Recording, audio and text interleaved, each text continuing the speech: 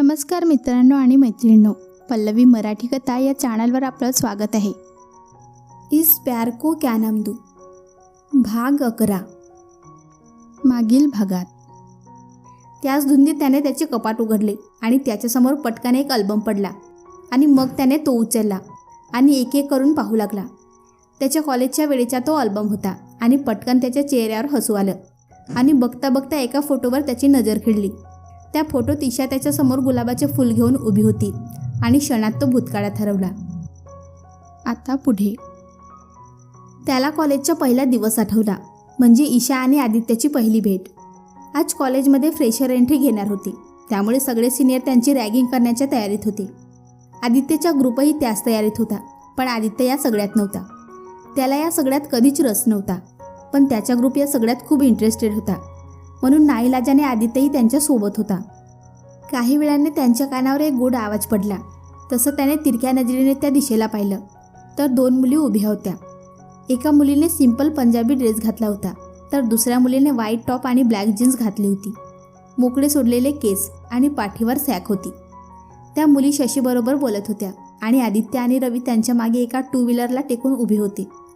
तेवढ्यात त्यांच्या कानावर पुन्हा आवाज पडला. का अडवलं आम्हाला, जीन्सवाली मुलगी म्हणाली. न्यू ॲडमिशन, शशी म्हणाला. हो, पंजाबी ड्रेसवाली मुलगी घाबरत म्हणाली. मग सिनियर जे सांगतात ते तुम्हाला करावं लागेल. योगी, तुम्ही रॅगिंग करत आहात का, जीन्सवाली मुलगी. हो, योगी. आणि नाही केलं तर, जीन्सवाली मुलगी. मग कॉलेजमध्ये एंट्री नाही मिळणार, शशी. तसं त्या दोघी मुली गप्प बसल्या. बोला लवकर, काय करणार, टास्क करणार का नाही, शशी. आज जाणार का बाहेर, योगी. ठीक आहे, करू. बोला, काय करायचं आहे, जीन्सवाली मुलगी. तसं योगीने तिच्यासमोर गुलाबाचे फूल धरलं. हे काय, पंजाबी ड्रेसवाली मुलगी घाबरत म्हणाली. गुलाबाचे फूल आहे, योगी नाटकी आवाजात म्हणाला. ते दिसतंय आम्हाला, त्याचं काय करायचं आहे ते सांगा, जीन्सवाली मुलगी चिडून म्हणाली. हे घ्यायचं आणि एका मुलाला प्रपोज करायचं, शशी. काय, पंजाबी ड्रेसवाली मुलगी चाचरत म्हणाली. तिचं राहू द्या, मी करते, जीन्सवाली मुलगी योगीच्या हातून गुलाबाचे फूल घेत म्हणाली. ओके, योगी. आणि मग ती मुलगी इकडे तिकडे पाहू लागली. काय पाहत आहात मिस, प्रपोज करायला कोणी मुलगा शोधत आहात का, योगी तिच्याकडे पाहून म्हणाला. नाही, तुमच्यासाठी बकरा शोधत आहे, ती मुलगी हजरजबाबीपणाने म्हणाली. आणि मग ती मुलगी अजून इकडे तिकडे बघत होती आणि ती थांबली. आदित्य अजूनही कान देऊन त्यांचे बोलणं ऐकत होता. Excuse me. तेवढ्यात त्याला दोन मुलींपैकी एका मुलीचा आवाज त्याच्याजवळ ऐकू आला आणि त्याने मानवर करून पाहिलं. हाय, मी Ishana Vasant Deodhar, new admission. I love you, ती मुलगी त्याच्यासमोर गुलाबाचे फूल धरत म्हणाली. आदित्यने मानवर करून तिच्याकडे पाहिलं आणि काही क्षण तो तिच्याकडे पाहतच राहिला. काळेभोर पाणीदार डोळे, लांब सोडलेले मोकळे केस, कोरीव भुवया, उंच कपाड, नाजूक बांधा, लाल ओठ, जे काहीतरी बोलत होते. पण आदित्य तर तिला पाहण्यात हरवला होता. तसं तिने पुन्हा आदित्याला आवाज दिला, तसं तो भानावर आला आणि ती पुन्हा म्हणाली, आय लव्ह यू. तसं रवी, योगी, शशी आणि आदित्य सकट सगळे चमकून तिच्याकडे बघू लागले. आजपर्यंत कोणत्याही मुलीची हिंमत झाली नव्हती आदित्यकडे बघायची. तसं म्हणायला कॉलेजच्या सगळ्यात हँडसम, स्मार्ट आणि हुशार मुलगा होता, पण तेवढे शांत, अबोल होता. त्याच्या 3 मित्रांशिवाय तो कोणाशीच बोलायचा नाही, म्हणूनच त्याला सगळे खडूस म्हणायचे. पण या व्यतिरिक्त त्याचा आणखीन एक गुण चांगला होता, तो म्हणजे नेहमी इतरांच्या मदतीला धावून यायचा, कधीही कोणाला दुखवायचा नाही. आणि त्याच्या याच गुणामुळे तो शशी, रवी आणि योगीचा बेस्ट फ्रेंड झाला होता. पण त्याचे हे सुप्त गुण फक्त त्याच्या मित्रांनाच माहीत होते. आणि अशा या कॉलेजच्या खडूस मुलाशी त्याच्या क्लासमधल्या मुली देखील बोलायला घाबरायच्या. तिथे आज न्यू ॲडमिशन घेतलेल्या मुलीनं पहिल्याच दिवशी डायरेक्ट त्याला प्रपोज केला होता. काही वेळ सगळ्यांच्या शांततेत गेला. ए हॅलो, तुला काय सांगितलं आणि तू काय केलं, योगी त्यांच्या जवळ येत म्हणाला. तुम्ही मला टास्क कंप्लीट करायला सांगितलं आणि मी तो केला, ईशा बेफिक्रीने म्हणाली. पण तुम्ही मला प्रपोज करायला सांगितलं, कोणाला ते नाही सांगितलं, म्हणून यांना केलं. असं कुठे सांगितलं की यांना करायचं नाही, ईशा. पण हे अलाउड नाही. तू सिनियरला प्रपोज करू शकत नाही. योगी: कॉलेजमध्ये रॅगिंग अलाउड नाही, तरी तुम्ही करता ना, मग हे का अलाउड नाही? ईशा: हे बघ. शशी तिच्या समोर बोट नाचवत म्हणाला, जे दाखवायचं होतं ना ते तुम्ही दाखवलं आहे, आणि आता काही दाखवायचं असेल ना तर प्रिन्सिपल ऑफिसमध्ये दाखवा, ओके? ईशा धारदार आवाजात म्हणाली, आणि दुसऱ्या क्षणी तिने आपला रुमाल काढला आणि गुलाबाच्या दांडीला गुंडाळला आणि आदित्यचा हात हातात घेतला आणि जबरदस्तीने त्याच्या हातात गुलाब दिला आणि म्हणाली, टास्क पूर्ण, चल विनी. आणि मग धावतच तिला घेऊन तिच्या क्लासकडे निघाली. आणि जाता जाता वळून तिने मागे पाहिलं तर आदित्य तिच्याकडे हँग होऊन पाहत होता. तसं तिने आदित्यला डोळा मारला तसा आदित्य दचकून भानावर आला. काही म्हणा, पोरीमध्ये दम आहे. रवी आदित्यची पाठ थोपटत म्हणाला, गप रे तू, ती काही सिरियस नव्हती आणि त्या रॅगिंगमुळे हे सगळं झालं आहे. या दोघांना कामधंदे नाहीत ना? आदित्य शशी आणि योगीकडे पाहून चिडून म्हणाला. तसं शशी आणि योगी तोंडबारी करून त्याच्याकडे पाहू लागली. चल जाऊ दे, क्लासमध्ये जाऊ. योगी. त्यानंतर ईशा त्याला कुठेच दिसली नाही, पण आदित्यची नजर मात्र त्याच्याही नकळतपणे तिला शोधत होती. नाही म्हणायला आदित्यही तिच्या हिमतीची दाद देत होता, कारण ती त्याच्या आयुष्यातील पहिली मुलगी होती जिने त्याला बेधडक प्रपोज केला होता. पण त्यानंतर ती त्याला दिसली नाही. दुसऱ्या दिवशी आदित्य त्याच्या जागेवर उभा होता. तेवढ्यात हाय, ईशा पटकन त्याच्या समोर येऊन म्हणाली. आदित्यने मनातच डोक्याला हात लावला. काय आहे? आदित्य वैतागून म्हणाला. हे द्यायचं आहे. ईशा गुलाबाचे फूल त्याच्या समोर धरत म्हणाली. नको मला. आदित्य थोडा चिडून म्हणाला. मी तुम्हाला विचारते कुठे, सरळ देत आहे, ईशा म्हणाली. आणि पटकन त्याच्या हातात घेऊन तिने ते गुलाबाचे फूल त्याच्या हातात कोंबले आणि म्हणाली, आय लव्ह यू.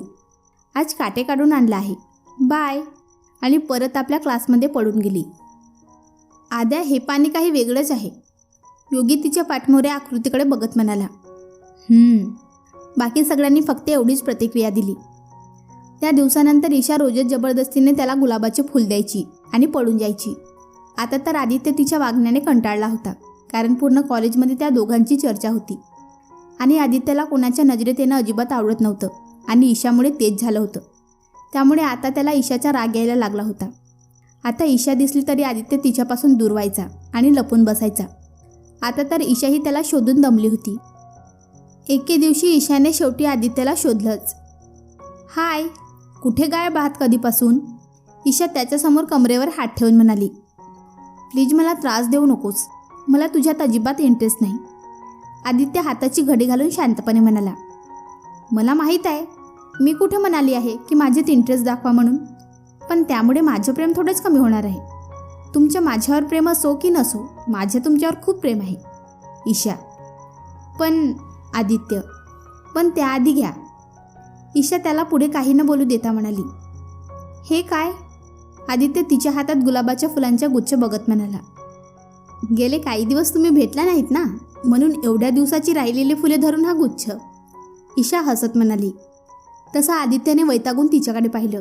एव्हाना कॉलेजमधील सगळी मुले त्यांच्या आसपास जमा झाली होती. घ्या ना, ईशा पुन्हा म्हणाली. मग आदित्यने रागाने तिच्या हातून तो गुच्छ घेतला आणि समोरच्या डस्टबिनमध्ये टाकला. त्याला असं करताना पाहून ईशाला खूप वाईट वाटलं, पण तिने चेहऱ्यावर न दाखवता सरळ त्या डस्टबिनमधून तो गुच्छ बाहेर काढला आणि पुन्हा आदित्यासमोर येऊन उभी राहिली. काय झालं? फुलं आवडली नाहीत का? किंवा दुसऱ्या रंगाची हवी होती का? तसं असेल तर सांगा, उद्या ती आणेल. ईशा दात काढत म्हणाली. तिच्या अशा बोलण्याने आदित्यने एकदा वैतागून तिच्याकडे तर कधी आजूबाजूला पाहिलं तर सगळे दोघांकडे बघून कुजबुज करत होते. आता ईशा तो जिथे दिसेल तिथे त्याला आय लव्ह यू म्हणायची आणि पळून जायची. कधी तर त्याच्या क्लासच्या बाहेर येऊन शिक्षकांच्या नकळत ओठांच्या हालचालीने आय लव्ह यू म्हणून पळून जायची. क्लासरूम, लायब्ररी, कॅन्टीन, ग्राउंड अशा अनेक ठिकाणी ईशा येऊन त्याला आय लव्ह यू म्हणून पळून जायची. आदित्यला पार पिडून टाकलं होतं तिने. आता तर आदित्य पार वैतागून गेला होता. आता तर या सगळ्याच्या काहीतरी सोक्षमोक्ष लावायचा असा विचार त्याने केला होता. आणि अशातच ईशा सकाळी सकाळी कॉलेजच्या गेटजवळ भेटली. हाय, कुठे आहात माझे प्रिन्स? खूप दिवस भेटला नाहीत, ईशा लाडात येऊन म्हणाली. लुक. आदित्य तिच्यासमोर बोट नाचवत म्हणाला. काय बघू?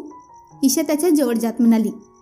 तिच्या अशा पटकन जवळ येण्याने आदित्य बिचकला आणि 2 पावले मागे झाला आणि मनातच म्हणाला, काय पोरगी आहे ही? बोला ना, काय बघू? ईशा पुन्हा म्हणाली आणि आदित्य पुन्हा तिच्याकडे बघू लागला. कसंबसं त्याने स्वतःला सावरले आणि बोलायला सुरुवात करणार. ईशा ही खूप अपेक्षेने त्याच्याकडे बघत होती. इतक्यात ईशाचा फोन वाजला. तिने वैतागून फोनकडे पाहिलं आणि दुसऱ्या क्षणाला फोन कानाला लावला आणि म्हणाली, हां बोल. पलीकडची व्यक्ती काहीतरी बोलली आणि ईशा हायपर झाली आणि पळतच गेटच्या दिशेला गेली. विनी मागून तिला आवाज देत होती, पण ऐकायला ईशा होती कुठे? आदित्य आणि बाकी सगळे हॅग होऊन तिच्याकडे पाहत होते. काय मुलगी आहे ही? आता काय झालं हिला? अशी धावत कुठे गेली? सगळं ठीक आहे ना? आदित्य मनातच विचार करत होता. काय रे, काय झालं? गेली ती? असं का पाहतोस तिकडे? रवी. तसं पटकन तो भानावर आला. काय विचार करत होतो मी? आणि तिच्याबद्दल मी का विचार करतोय? ती कुठेही जाऊ दे, मला काय करायचंय? आदित्य स्वतःच त्याच्या विचारावर चमकला. त्यानंतर सगळे क्लासमध्ये गेले. दुसऱ्या दिवशी ईशा कॉलेजला आलीच नाही. आदित्य मात्र विचार करत होता की ती कॉलेजला का आली नाही? सगळं ठीक असेल ना? आणि मग त्याला त्याच्याच विचाराचं आश्चर्य वाटत होतं की तो आजकाल जरा जास्तच विचार करत होता तिच्याबद्दल.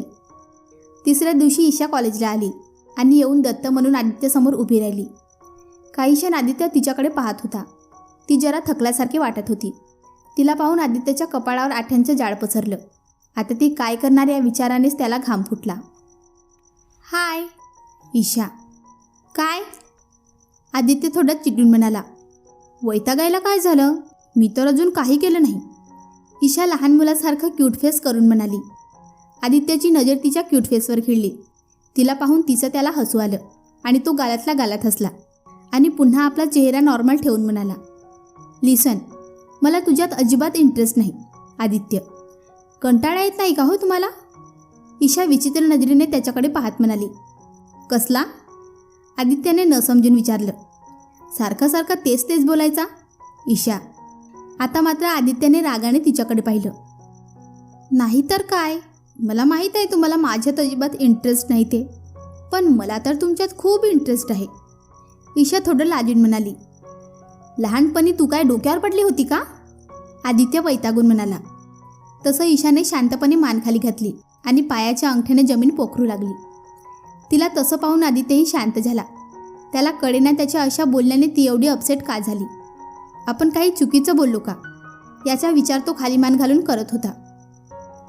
हो, पडले होते, त्याचा परिणाम आहे हा, ईशा म्हणाली आणि आदित्यने मानवर करून पाहिलं तर ती दात काढत होती.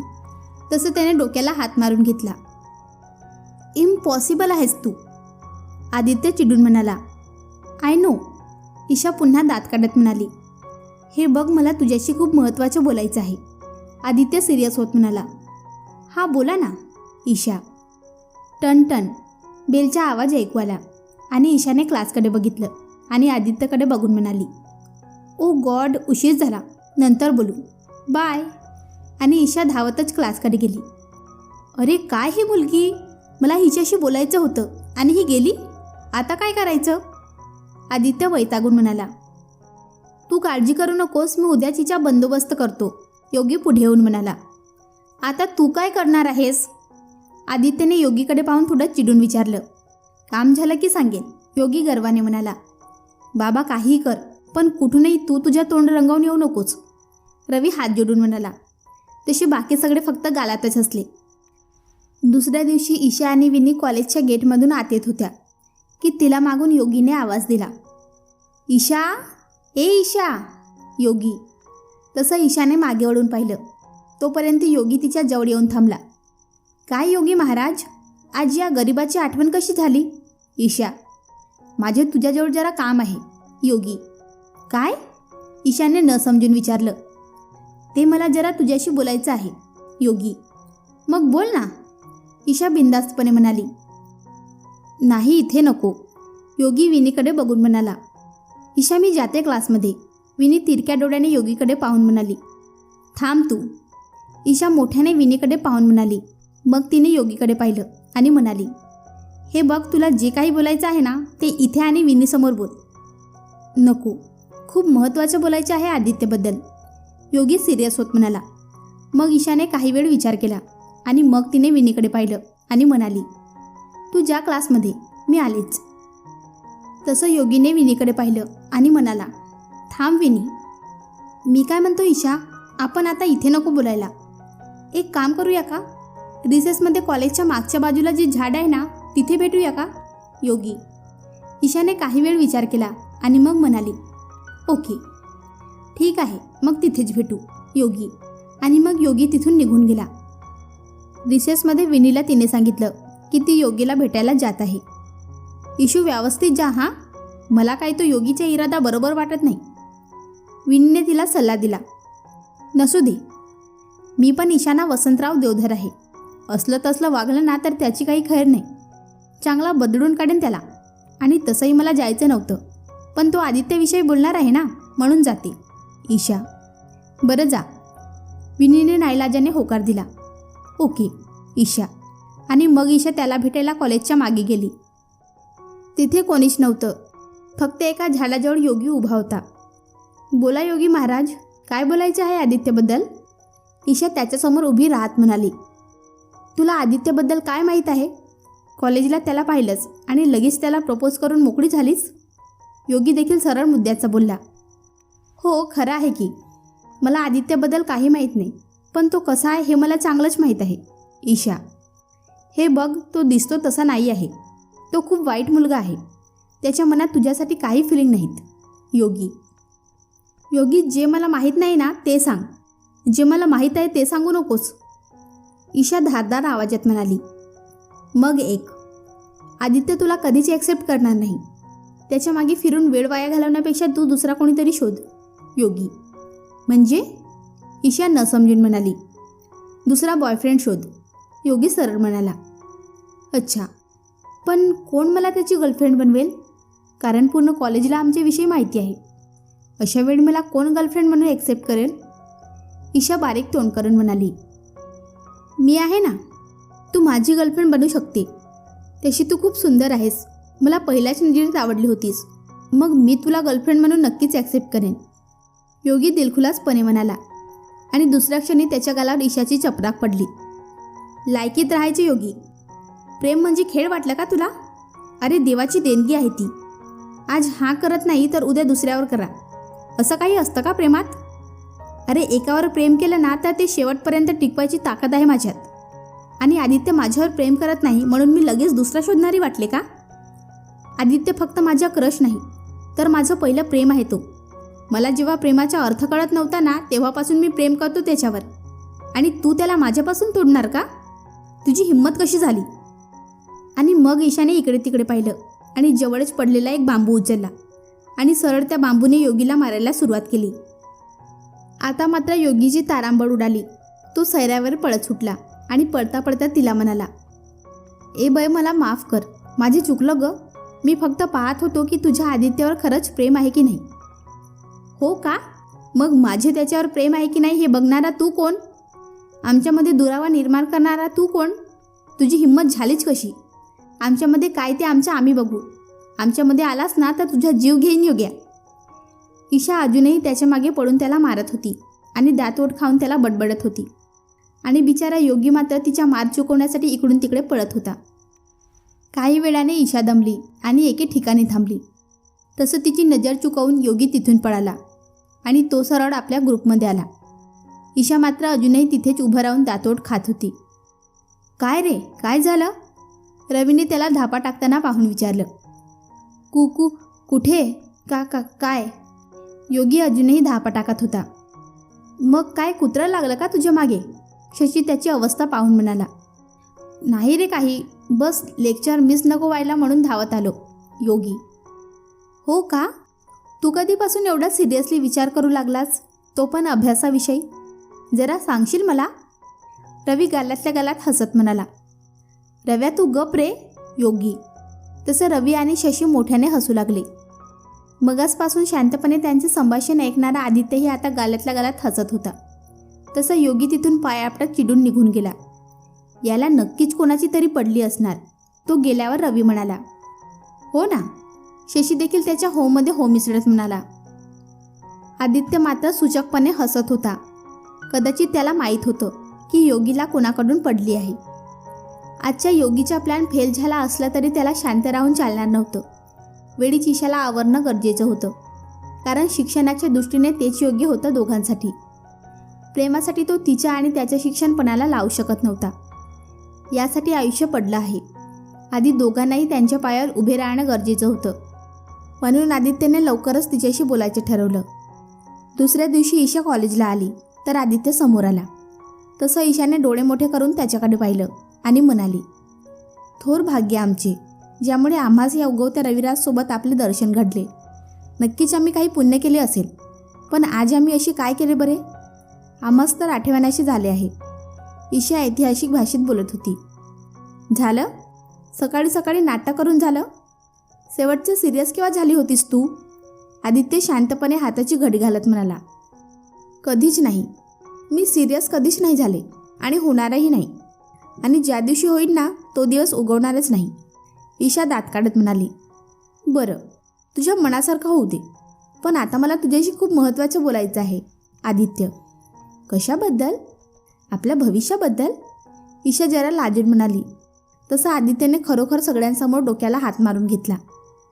हो, असंच समज. आदित्य आता वैतागून म्हणाला. कधी बोलायचं? ईशा आपल्या स्कार्फशी चाळा करत म्हणाली. आता. आणि दुसऱ्या क्षणी त्याने तिचा हात धरला आणि तिला ओढतच घेऊन जाऊ लागला. कुठे चाललो आहोत आपण? मला क्लासमध्ये जायचं आहे. ईशा. आज क्लासला सुट्टी. माझं काम महत्त्वाचं आहे. आदित्य तिला ओढत घेऊन जाता जाता म्हणाला. असं काय काम आहे? ईशा पुन्हा लाजून म्हणाली. तसं आदित्याच्या कपाळावर नकळतपणे आठ्या पडल्या आणि तसंच खेचत तो तिला कॉलेजच्या मागच्या बाजूला आला आणि तिला आपल्या समोर उभी केली. हां, बोला आता. काय बोलायचं आहे? ईशा लटक्या रागात म्हणाली. तसं आदित्यने तिच्याकडे पाहिलं. किती गोड दिसायची ती, अगदी लहान मुलासारखी, आणि वागायचीही तसंच. म्हणून तर तिला वेडी सावरणं गरजेचं होतं.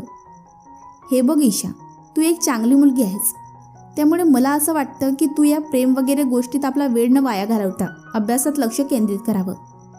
आदित्य तिला समजावण्याचा प्रयत्न करत होता.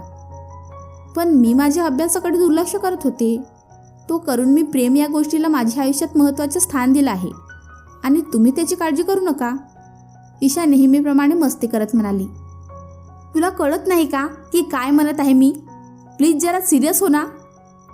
आदित्य ओरडून म्हणाला. तसं ईशाने तोंड बारीक केलं आणि म्हणाली. बोला, काय बोलायचंय? तसं आदित्य पण शांत झाला. हे बघ ईशा, हे प्रेम वगैरे करायला आयुष्य पडलं आहे. आता आपण आपल्या भविष्याबद्दल विचार करायला हवं. त्यासाठी आता आपण अभ्यासाकडे लक्ष द्यायला हवं. आदित्य. पण मी अभ्यासाकडे दुर्लक्ष करत नाही. आणि राहिला प्रश्न प्रेमाचा, तर माझं तुमच्यावर खूप प्रेम आहे. ईशा. आता मात्र आदित्यचं डोकंच फिरलं. तिच्यासमोर काहीही बोललं, कसंही समजावलं तरी ती तिचा हट्ट सोडायला तयार नव्हती. आता मात्र तो कंटाळला तिला समजावून. मग त्याने ब्रह्मास्त्र काढायचं ठरवलं. ठीक आहे, तुझं माझ्यावर प्रेम आहे. आदित्य. हो. ईशा. पण माझं काय? माझे तुझ्यावर प्रेम नाही. त्याचं काय? आदित्य. मी तुम्हाला कधीच जबरदस्ती करणार नाही माझ्यावर प्रेम करण्यासाठी, कारण जबरदस्तीने प्रेम कोणाला करायला नाही लावू शकत आणि माझी तशी अपेक्षाही नाही. पण मी प्रयत्न करू शकते तुमचं प्रेम मिळवण्यासाठी. ईशा हलकेच दात काढत म्हणाली. आता तर आदित्यने तिच्याकडे रागाने पाहिलं आणि म्हणाला. ठीक आहे, तुला माझं प्रेम मिळवायचं आहे ना, आणि त्यासाठी प्रयत्नही करायचे आहेत ना, मग मी सांगेन ते तुला करावं लागेल. आदित्य हाताची घडी घालून म्हणाला. काय करू? तुम्ही सांगा. तुम्ही सांगाल ते मी करायला तयार आहे. ईशा. मग ठीक आहे, तू एका टास्कने माझ्या आयुष्यात आलीस ना, आणि अशाच एका टास्कने मी तुझ्या आयुष्यात प्रवेश करेन. पण तू जर तो टास्क कंप्लीट केला तर? आदित्य तर या शब्दावर जोर देत म्हणाला. म्हणजे? ईशाने न समजून विचारलं. म्हणजे तू मला बघून इम्प्रेस झाली आहेस. आता मला इम्प्रेस करायची वेळ तुझी. असं काहीतरी कर की मला वाटलं पाहिजे हीच ती मुलगी आहे जी माझी लाईफ पार्टनर म्हणून माझ्यासोबत राहील. मला त्या गोष्टीचा कधीच पश्चाताप झाला पाहिजे नाही, आणि म्हणून मी तुला टास्क देणार आहे. तू जर तो टास्क कंप्लीट केला ना, तर कॉलेज संपल्यावर लगेच दुसऱ्या दिवशी मी तुझ्याशी लग्न करेन. आदित्य. खरंच? ईशा ओरडून म्हणाली. हो, पण त्याआधी टास्क काय आहे हे तर ऐकून घे. आदित्य. तो काही असो, मी नाही घाबरत. सांगा तुम्ही. ईशा बिनधास्तपणे म्हणाली. मग मी तुला 1 आठवडा द्यायचं ठरवलं आहे. त्या दिवसात रोज कॉलेज सुटल्यावर 12 ते 5 मी तुझ्यासोबत राहणार आहे. तेव्हा तुला जे करायचे आहे ते तू करू शकतेस, पण त्यातून मला तू इम्प्रेस करायचं. आदित्य: हो नक्की, ईशा उड्या मारत म्हणाली. एक मिनिट, इतक्यात खुश होऊ नकोस, कारण अजून माझं बोलणं संपलेलं नाही. आदित्य: मग काय बोलायचं आहे ते बोला. ईशा: सगळं ठीक होईल, पण तेव्हा जेव्हा तू माझं टास्क कंप्लीट करशील. पण तसं नाही झालं ना तर दुसऱ्या दिवसापासून तू मला तुझं तोंडसुद्धा दाखवणार नाहीस. मंजूर? आदित्य: आता मात्र ईशाच्या तोंड पडलं. काय बोलावं ते कळत नव्हतं. ईशा शांतपणे राहून विचार करत होती. काय झालं? भीती वाटते? आदित्य गालातल्या गालात हसत म्हणाला. अजिबात नाही, मी तयार आहे तुमचा टास्क घ्यायला, आणि त्याचे जे काही परिणाम होतील ते भोगायलाही तयार आहे. ईशा ठामपणे म्हणाली, आणि आदित्यही नकळतपणे हसला. आता आदित्यने टास्क तर दिला आहे, पण ईशा कंप्लीट करू शकेल का? आता ईशा कशाप्रकारे आपलं टास्क कंप्लीट करेल? तिला आदित्यच्या आयुष्यात जागा मिळू शकेल का? असे बरेच प्रश्न तुम्हाला पडले असतील ना? मलाही आहेत. भेटूया पुढच्या भागात. धन्यवाद.